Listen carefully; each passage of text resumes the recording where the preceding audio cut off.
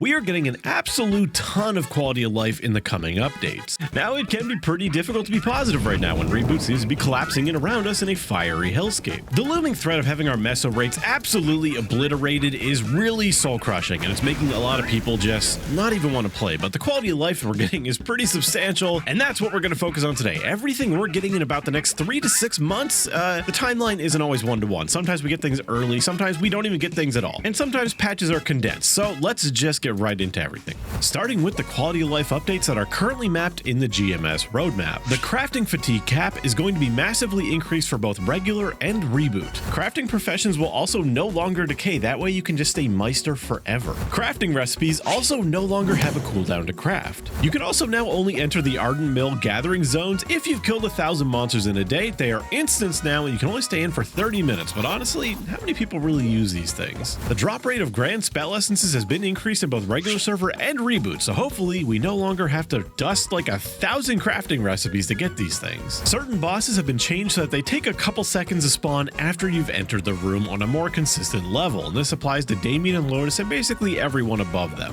Hopefully less people will die to Lotus's laser the second they start the fight. Pro tip though, just stay still. The Soul Urta tracker has been updated so that it now includes Soul Urta fragments as well as the energy. Next patch after that includes the new character and equipment UI. Now, I'm not a big fan of the new theme. The gray looks a little bit grim and I really like the classic style. However, I do like all the new information it shows. It now shows stats such as combat power, which is basically the new kind of item level that they have. I'll talk about that in a bit. Normal monster damage, cooldown skip, cooldown reduction, additional status damage, whatever that means, I don't really know, weapon mastery, elemental resistance ignore, and additional experience acquisition. On top of this, in the most groundbreaking change in MapleStory history, they've renamed 2 stats. Boss damage is now boss monster damage, and crit damage is now critical damage. Really bold change there. There are also many changes in here about how you can view stats, similarly to how we can view ignore enemy defense right now and see the breakdown of how that works. More importantly, it also sounds like we are going to be able to mouse over our damage range and see what our damage range would look like when we're fighting a boss versus normal monsters. Several items are now going to be able to stack to 9,999, most notably power elixirs, all cure potions, and mystical cubes. Golden hammers and potential stamps will also be able to be used on equipped items. Depositing items into your storage is no longer going to cost any meso. Whatever will Mr. Hong do without that 100 meso? Both Pink Bean and Cygnus now have less maps to leave their boss fights. Horntail has less maps to enter the boss fight. On top of that, it will no longer require the item to be able to enter the Horntail fight, which is good because we're skipping that map now. There's now going to be a new UI size feature for anyone playing on a 1920 by 1080 resolution or higher. When queuing for Ursus, when somebody declines the invite, you no longer have to wait for everyone else to vote yes just to be put back into matchmaking. It will immediately start looking. Guild Noblesse buffs will now no longer disappear when you log out. However, they will tick down their duration for as long as you're logged out. This is a fantastic change, but seriously, just apply this to every single buff, not just guild buffs and EXP related buffs. Also, please make their cooldowns refresh while we're offline. When doing Guild Culvert, a retry feature is going to be enabled. That way you don't have to lose your buffs if you mess up and want to re-enter. They're also adding some kind of training dummy, I think, out in the Culvert entrance. I guess this is good for classes like Hero that need to build up their combo before they enter, anyone who just has buffs from attacking monsters. Flag Race's completion conditions have been changed from 3 laps to 1 lap, and there were some point changes, but I don't really do Flag Race. If you have guild members who do Flag Race, tell them thank you for all their hard work, because they're either masochists or they're really dedicated to the cause, and they deserve that recognition.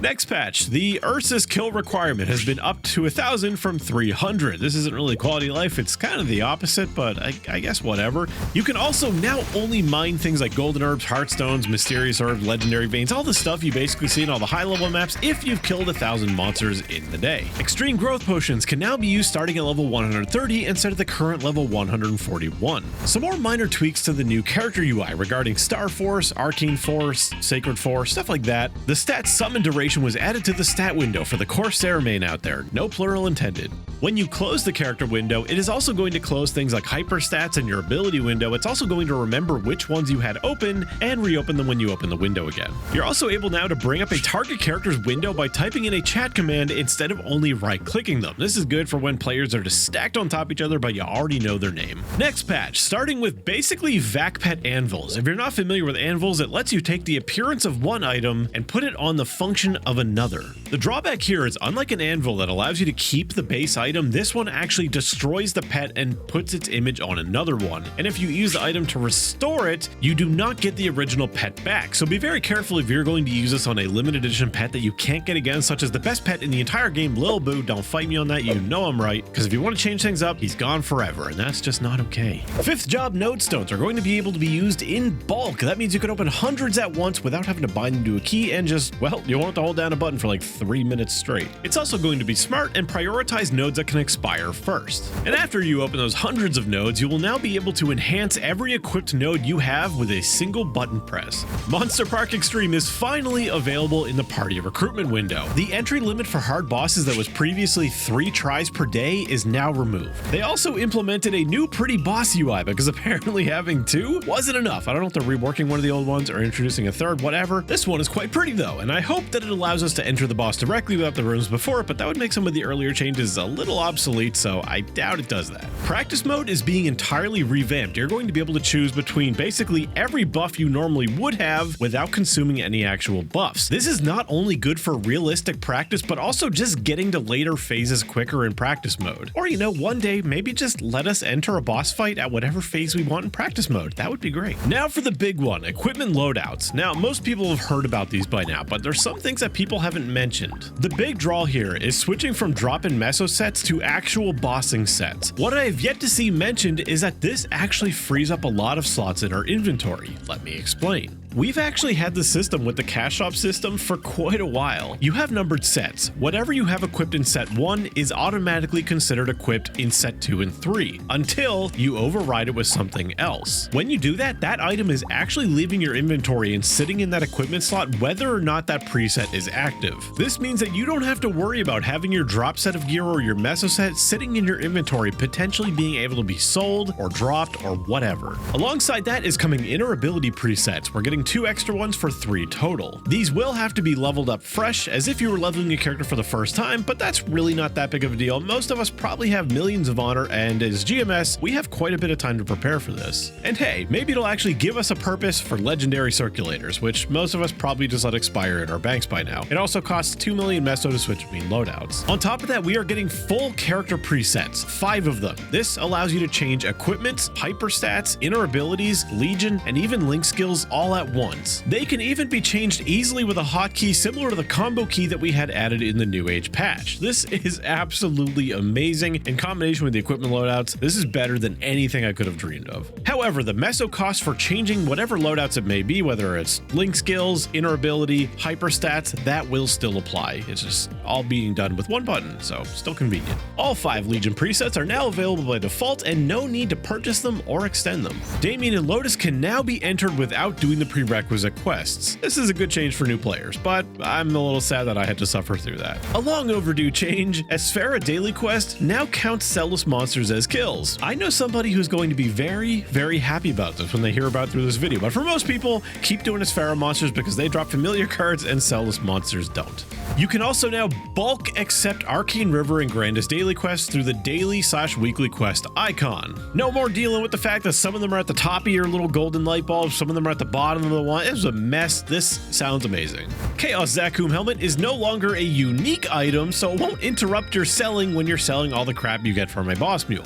You can also now move to Monster Park Extreme through the boss UI. Monster Park Extreme has also been added to the boss party recruitment window. On characters under level 200, you can now use the Maple guide to go to monsters that are 10 levels under the recommended level. The setting in your options for HP and MP warnings for HP and MP autopotters can now be set for each individual character. Runes have overall been improved. TLDR, Rune of Riches and Rune of Recovery gone from the game. Every other rune buffed significantly, most notably Rune of Might is now optional. You can choose whether to take the buff so you don't need to click it off, and that's just great for basically everyone above level 200. Chat emotes are now usable in boss maps and certain event maps. Finally, onto the last patch in this video, and this first one requires a little bit of a preface. In GMS right now, we have instance Grandest maps. I've always heard that GMS will not be keeping these, but I think that was Korean MapleStory's intent as well, so I really hope that GMS also keeps them. In any case, runes will now be the instance. That way players don't need to fight over them or worry that they might be being rude by taking a rune when they just got into a map and the other person was maybe like 1 minute away from cooldown. And surprisingly, elites and elite bosses will also be making a return to instance maps. Each player is responsible for killing their own elites and elite bosses, and as well as that, the elite boss curse from letting a rune sit on a map too long will not affect the other player. Thank God they actually thought of that. Several improvements to the Legion UI, but these changes are mostly to the artifact system that we just don't have yet, so it